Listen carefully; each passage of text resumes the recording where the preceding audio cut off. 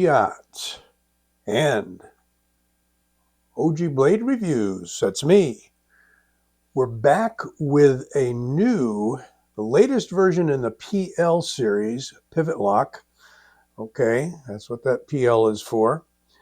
And this follows on to at least 3, maybe 4, if I can recollect properly, of the PL series or Pivot Lock series by Reate.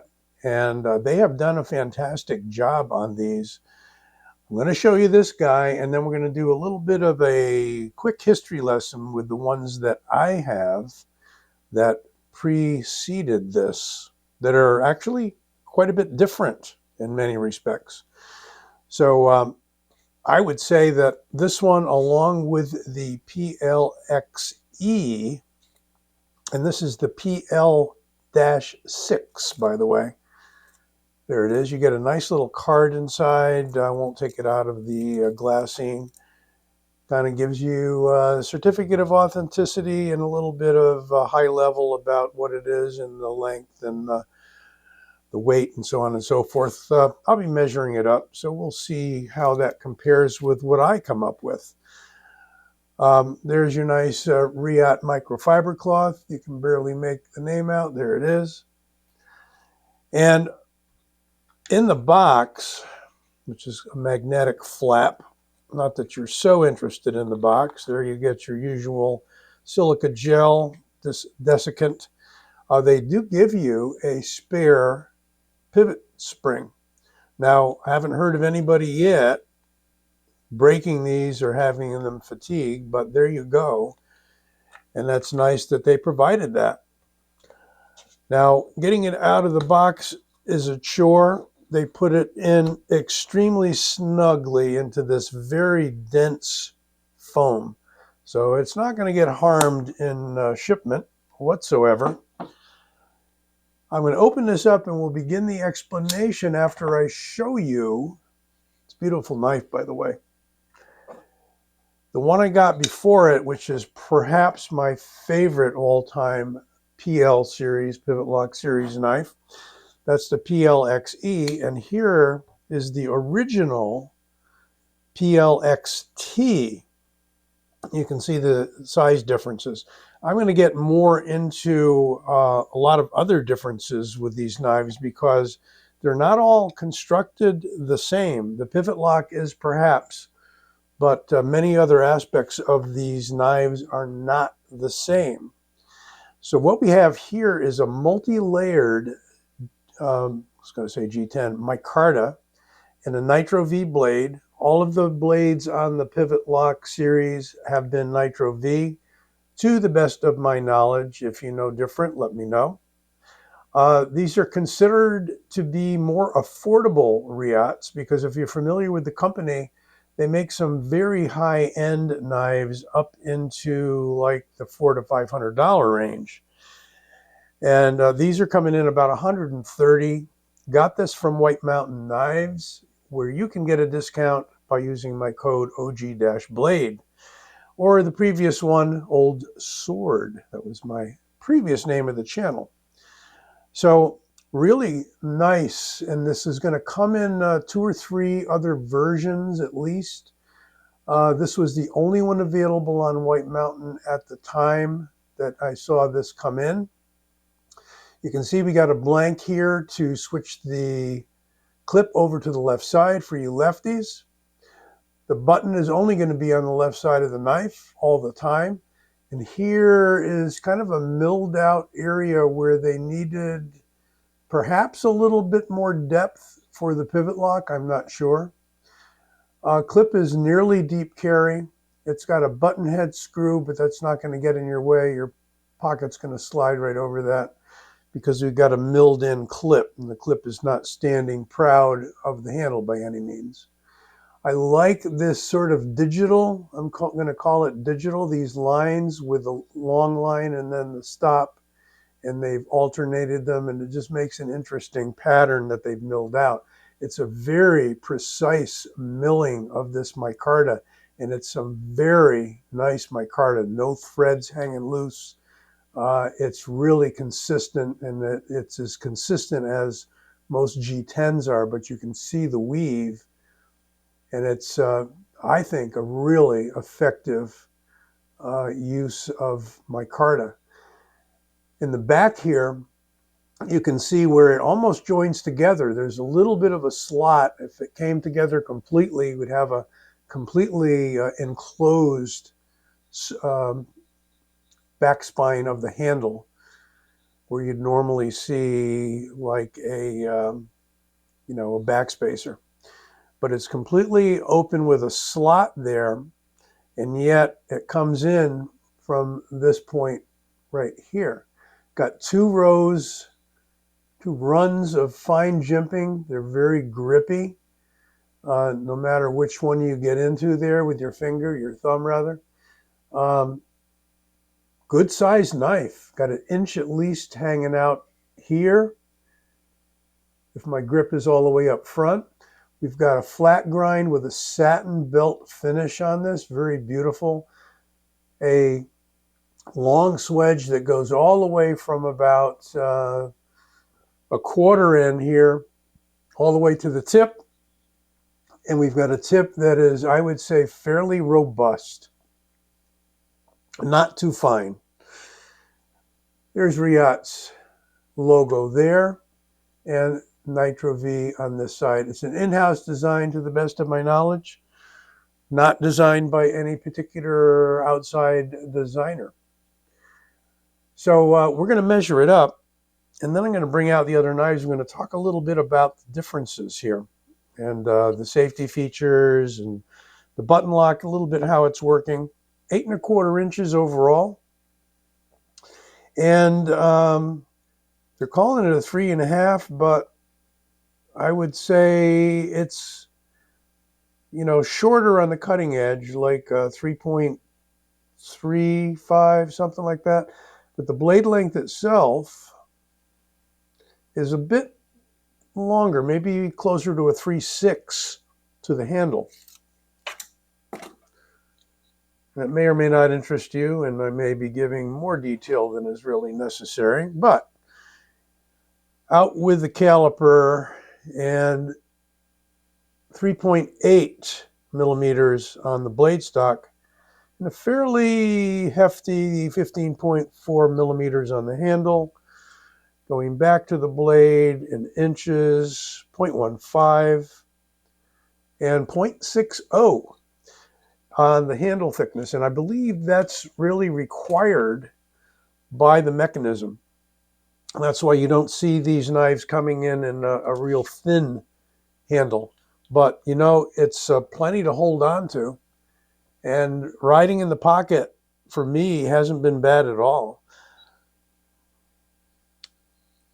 So let's get into, that probably was, let's get into grams. Okay, so in grams, 116.56. In ounces, 4.11 ounces. And that should do it. And as I said, Nitro-V. Keep looking for a thumb stud there, because some have thumb studs. So let's look at some of those differences. We've got a end flipper, if you want to call it that. Call it a front flipper would probably be over here. We've got an end flipper. I haven't been able to very successfully front flip the knife. There doesn't seem to be enough there, for me at least, to fully open the knife and stroke it all the way around. You may be able to do it with your finger. I'm using this strictly as a end flipper, the same way you would operate a top flipper, except it's way out here, and it goes in the same line as the front line of the handle, except it's about half the length, half the width, height, whatever you want to call that. So reaching over, no problem at all opening this knife.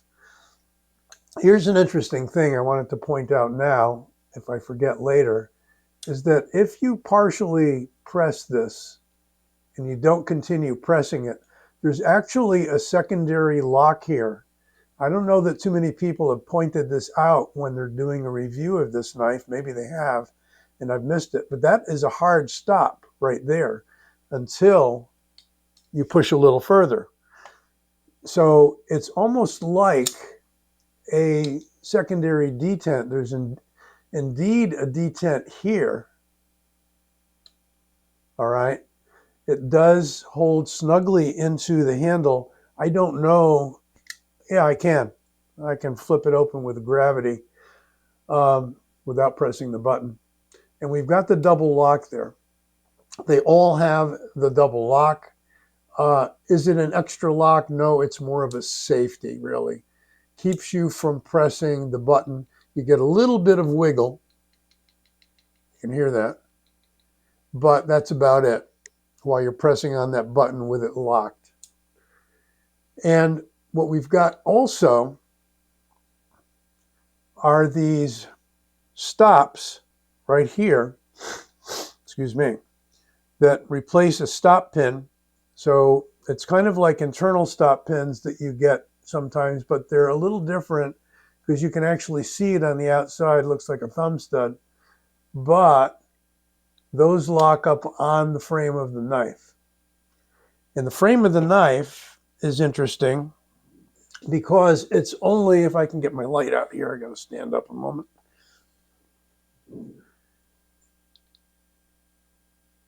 That may be a bit bright. You can see the frame up top, all right, but not down below. So they extend that frame all the way back to the clip and these barrel spacers that you see back there. A little bit too bright.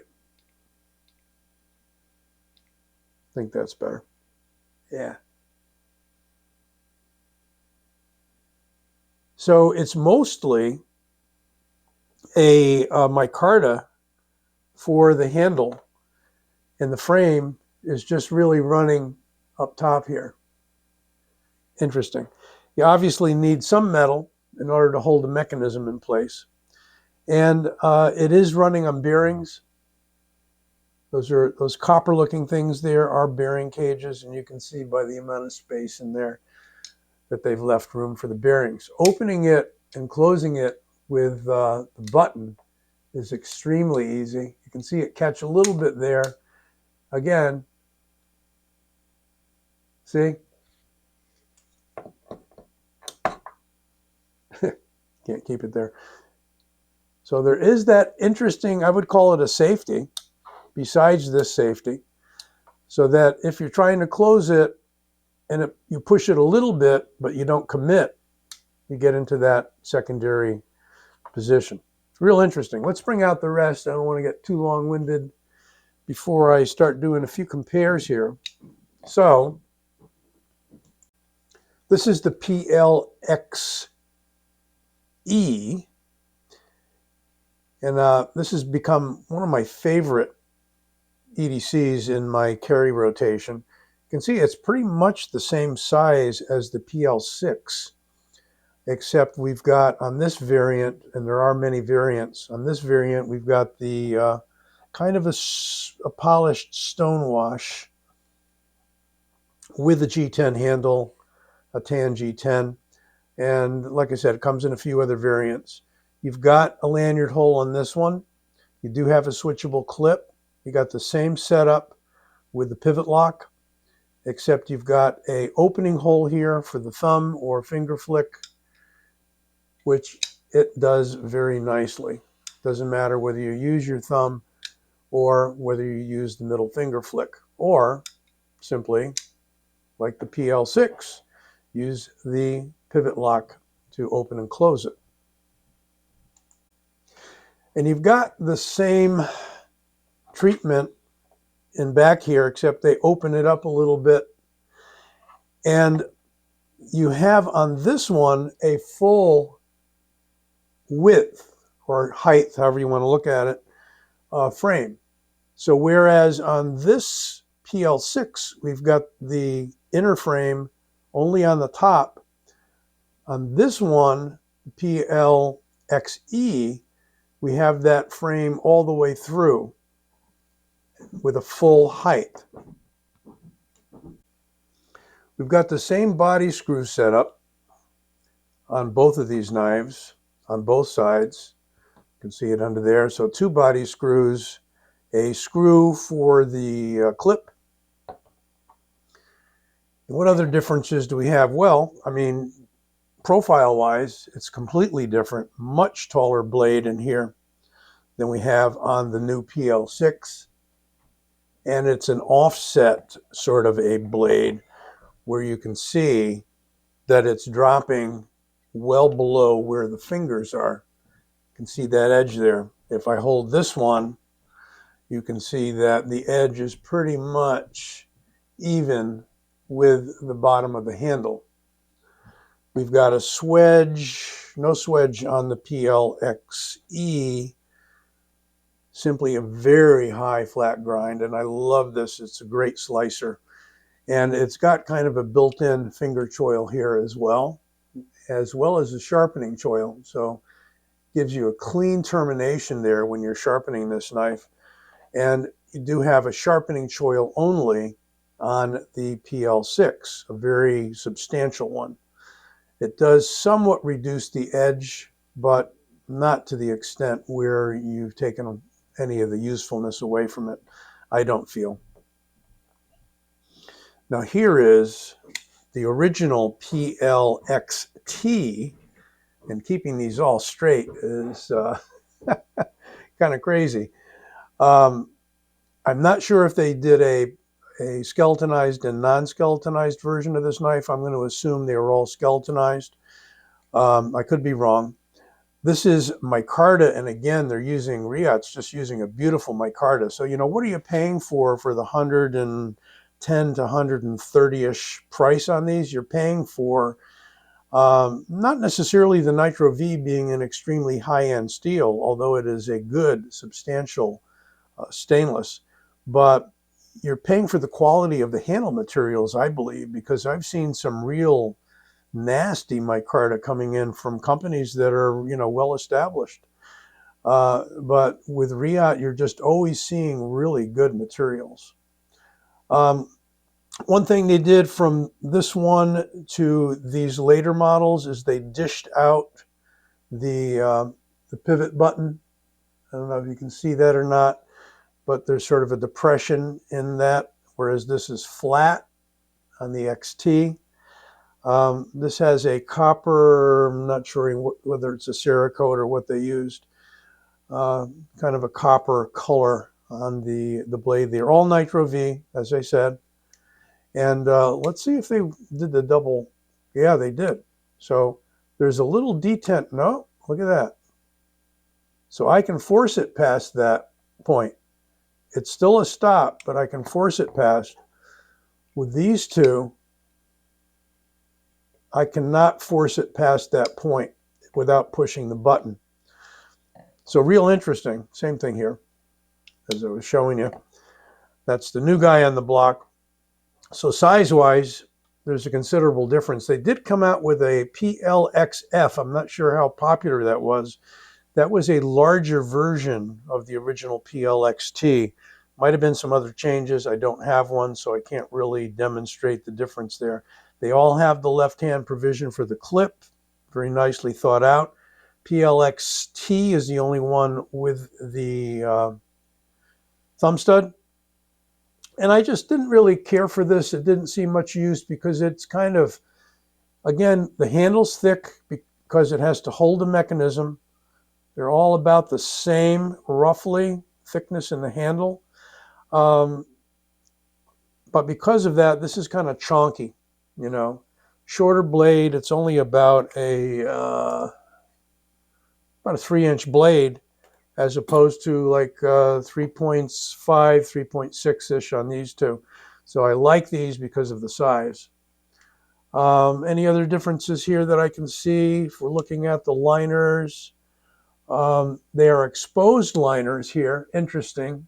They did not hide the liners. So fully exposed liners on the PL-XT. Weight relieved all the way through and through, not just the holes you see, but the holes hidden on the inside. and it is not a deep carry pocket clip. They all have the safety, all have the left side pocket, right side pocket carry, point up.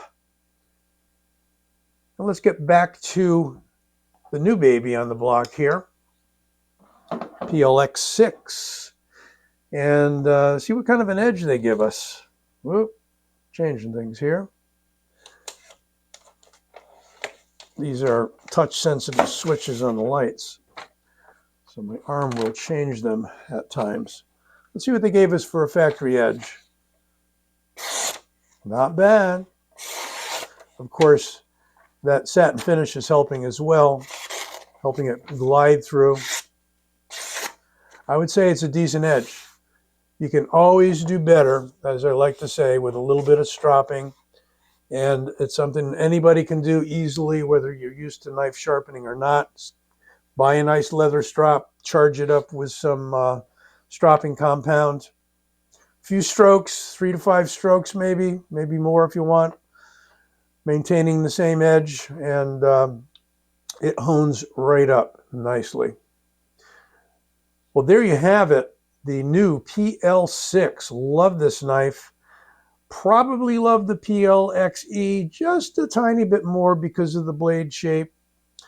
But this is definitely a solid and stout knife. How strong is the pivot lock? It seems to be strong. I haven't put it through any rigorous torture testing. My opinion on that is that, you know, if you really need a knife that is 100% fail-safe, carry a small fixed blade. I usually carry a small fixed blade with my folding knife, so got the best of both worlds. Right about now, you're going to see my logo appear over here. If you click on that and you haven't subscribed yet, you can subscribe to the channel and catch my videos as soon as they drop. Be well, take care, stay safe.